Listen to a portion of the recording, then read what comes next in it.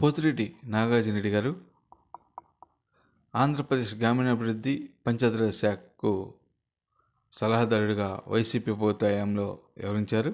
వారి గురించి తెలుసుకుందాం. పోతిరెడ్డి నాగార్జునరెడ్డి గారు వైఎస్ఆర్ కుటుంబం పైన ఎనలేని అభిమానం కలదు. వైఎస్ఆర్ ముఖ్యమంత్రి ఉన్న సమయంలో కూడా వారితో అన్యోన్యంగా ఉండేవాడు. అదే సంబంధాలను నేడు జగన్మోహన్ రెడ్డితో కూడా కలిసి పనిచేస్తున్నాను కూడా చెప్పవచ్చును. జగన్మోహన్ రెడ్డి గారు సీఎం ఉన్నప్పుడు అతనికి ఎమ్మెల్సీ పదవి ఇస్తారని కూడా అందరూ భావించినారు. జగన్మోహన్ రెడ్డి గారిది కడప జిల్లా కావటము, పోతిరెడ్డి నాగార్జునరెడ్డి గారిది కూడా కడప జిల్లా కావడంతో అక్కడున్న రాజకీయ పరిణామాల నేపథ్యంలో అతనికి ఎమ్మెల్సీగా నామినేట్ చేయలేకపోయారు. కానీ ఆ తర్వాత పోతిరెడ్డి నాగార్జునరెడ్డి గారిని అప్పటి సీఎం జగన్మోహన్ రెడ్డి గారు గ్రామీణాభివృద్ధి పంచాయతీరాజ్ శాఖకు సలహాదారుగా నియమిస్తూ క్యాబినెట్ హోదా ఇవ్వడం జరిగింది. అప్పుడు అతను అనేక సంక్షేమ కార్యక్రమాలను నిర్వహించడం జరిగింది. అదేవిధంగా అనేక ప్రజలకు ఉపయోగపడే పనులు కూడా చేయడం జరిగింది. గ్రామీణాభివృద్ధిలో లక్ష్యంగా అతనికి పనిచేయడంలో కాకుండా ఉపాధి హామీ పనుల విషయంలో కూడా అనేక మెలకువలను ఇవ్వడం జరిగింది. ఉపాధి హామీలు పని దినాలు పెంచిన ఘనత కూడా పోతిరెడ్డి నాగార్జునరెడ్డి గారికి దక్కిందని చెప్పవచ్చును.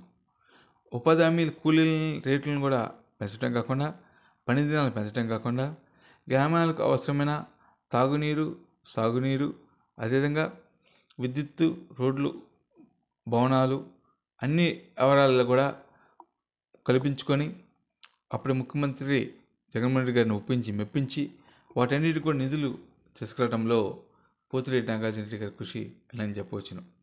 కడప జిల్లాలో మన జరిగిన ఎన్నికల్లో కూడా అనేక మంది అభ్యర్థుల గెలుపులో కూడా, మరీ ముఖ్యంగా బద్వేలులో ఎమ్మెల్యే గెలుపులో కూడా నాగార్జునరెడ్డి గారి కృషి ఎన్నలేని చెప్పవచ్చును. పదవున్నా లేకపోయినా అతను మాత్రం జగన్మోహన్ రెడ్డి అంటే ఉంటూ జగన్మోహన్ రెడ్డి గారిని మళ్ళా ముఖ్యమంత్రి చేయడం ధ్యేయంగా పనిచేస్తుందని చెప్పవచ్చును. కడప జిల్లాలో విస్తృతంగా పర్యటన నిర్వహిస్తూ కడప జిల్లాలో తిరుగులేని ప్రజానాయకుడిగా పోతిరెడ్డి నాగార్జునరెడ్డి గారు ఉన్నారని చెప్పవచ్చును. పోతిరెడ్డి నాగార్జునరెడ్డి గారు గతంలో ఏ పదవి అయితే జగన్మోహన్ రెడ్డి గారు చెప్పారో ఆ పదవి ఎంతో సమర్థంగా నిర్వహించి ప్రజల్లో తిరుగులేని ప్రజానాయకుడిగా పేరు పొందినారు. ఇప్పుడు పార్టీ ప్రతిపక్షంలోకి వచ్చింది. అయినప్పటికి కూడా పార్టీ ప్రతిపక్షంలో ఉన్న, అధికార పక్షంలో ఉన్న ప్రజల వద్దకు వెళ్ళి జగన్మోహన్ రెడ్డి గారిని మళ్ళా సీఎం చేస్తేనే మళ్ళా మనకి మంచి రోజులు వస్తాయి, జగన్మోహన్ రెడ్డి గారిని సీఎం చేస్తేనే పేదవాడి బతుకు మారుతుందని చెప్పి కడప జిల్లా వ్యాప్తంగా కాకుండా ఆంధ్రప్రదేశ్ వ్యాప్తంగా పర్యటిస్తూ వైసీపీ శ్రేణులను మొబిలైజ్ చేయడంలోనూ, మోటివేషన్ చేయడంలో కూడా నాగార్జునరెడ్డి గారి కృషి అని చెప్పవచ్చును. నాగార్జునరెడ్డి గారి కుటుంబానికి, వైఎస్ కుటుంబానికి ఎంతో అవినాభావ సంబంధం చెప్పవచ్చును. ఎంత సంబంధం అంటే ఏ కార్యక్రమం జరిగినా కూడా రాజశేఖర్ గారు వీళ్ళకి వచ్చేవాడని కూడా నాగార్జునరెడ్డి గారు అనేక మార్లు చెప్పేవాళ్ళు. అదే సంబంధాన్ని కూడా నేటి జగన్మోహన్ రెడ్డి గారితో కూడా కొనసాగించడం జరుగుతుందని కూడా నాగార్జునరెడ్డి గారు అన్నారు.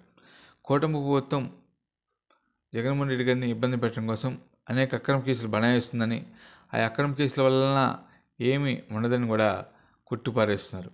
ఇప్పటికైనా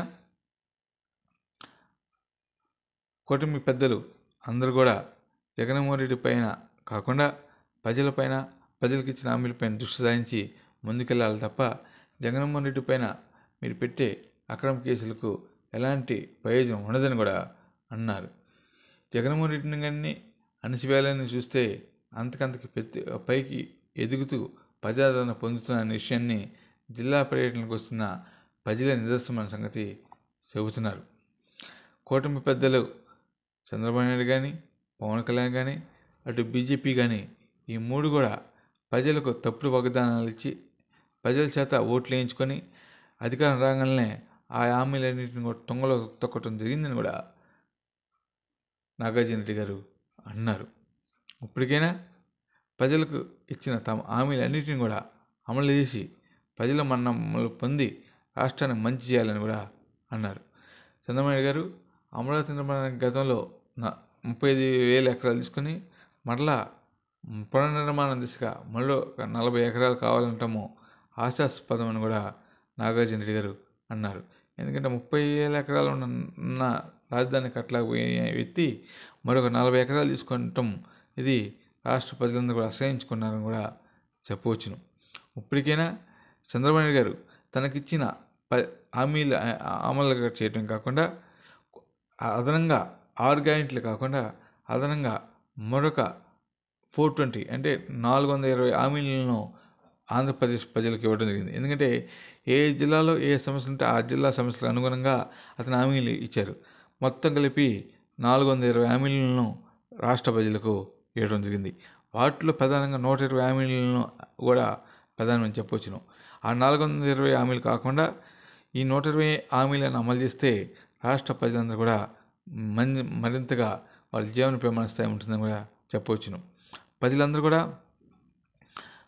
కూడా మెరుగ్గా పాలన అందించడం కాకుండా ప్రజల సంక్షేమం వైపు చూసే విధంగా ఉండాలి తప్ప అక్రమ కేసులు పెట్టి బనాయిస్తే అది మీ పార్టీకి మంచిది కాదని, మీ ప్రభుత్వం మంచిది కాదని కూడా అన్నారు. జగన్మోహన్ రెడ్డి పైన అనేక అక్రమ కేసులు, లిక్కర్ స్కామ్ కానీ అదేవిధంగా అనేక స్కాముల్లో ఉన్నాయని కూడా అతని పైన కేసులు పెట్టడం ప్రజలందరూ కూడా నవ్వుకుంటున్నారని, ఇప్పటికైనా జగన్మోహన్ రెడ్డి గారి పైన ఉన్న కేసులన్నింటిని కూడా విచారణ జరిపిస్తే ఇంతవరకు ఒక ఆధారం కూడా చిక్కలేదన్న సంగతి ప్రజలందరూ గమనిస్తున్నాం. కాబట్టి కూటమి పెద్దలు ఏదైనా అక్రమ కేసులు పెట్టి జగన్మోహన్ రెడ్డి గారిని ఇబ్బంది పెట్టాలని చూస్తున్నారని, ఇలాంటి ఇబ్బందులకు జగన్మోహన్ రెడ్డి ఇలాంటి వ్యక్తి లొంగడని తెలుసుకోవాలని కూడా పోతిరెడ్డి నాగార్జున రెడ్డి గారు హెచ్చరిస్తున్నారు. సూపర్ 6 హామీలు ఇచ్చినారు.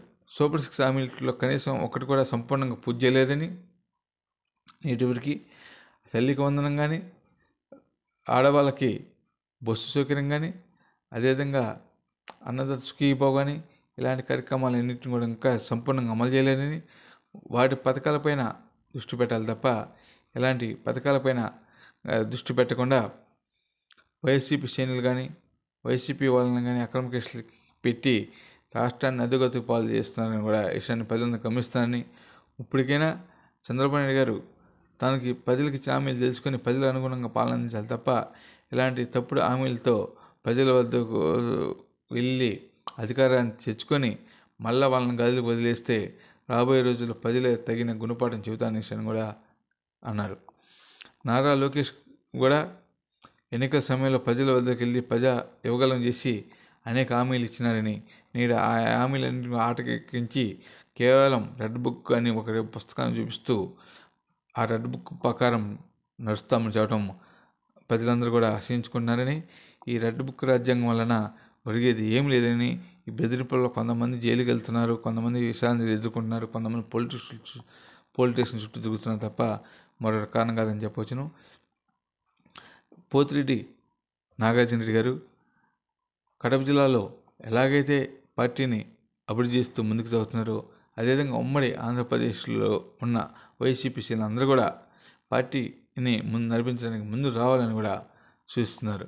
ఆంధ్రప్రదేశ్లో జగన్మోహన్ రెడ్డిని సీఎం చేయడం ధ్యేయంగా కొనసాగాలని, మరలా జగన్మోహన్ రెడ్డి గారు సీఎం అయితేనే అన్ని వర్గాల ప్రజలకు న్యాయం చేకూరుతుందని, అన్ని వర్గాల ప్రజలందరూ కూడా సుఖ సంతోషాలతో ఉంటారని, అన్ని వర్గాల ప్రజలందరూ కూడా వాళ్ళ జీవన ప్రమాణ స్థాయి మెరుగ్గా ఉంటుందని కూడా పోతిరెడ్డి నాగార్జున రెడ్డి గారు అన్నారు.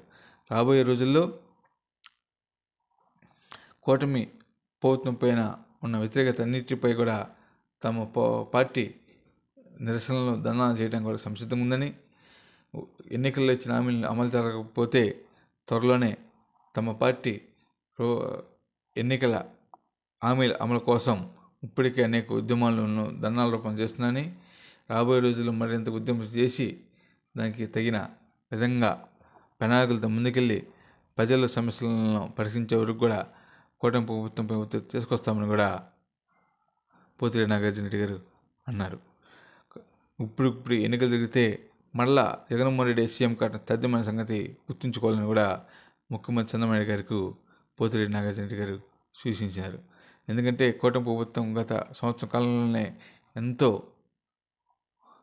అవినీతిని మరియు అక్రమాలను చేసి మూటకట్టుకున్నాయని, వైసీపీ ప్రభుత్వం అధికారంలోకి వచ్చినాక వాటన్నిటిపై కూడా ఎంక్వైరీ చేస్తామని కూడా పోతిరెడ్డి నాగార్జున రెడ్డి గారు అన్నారు.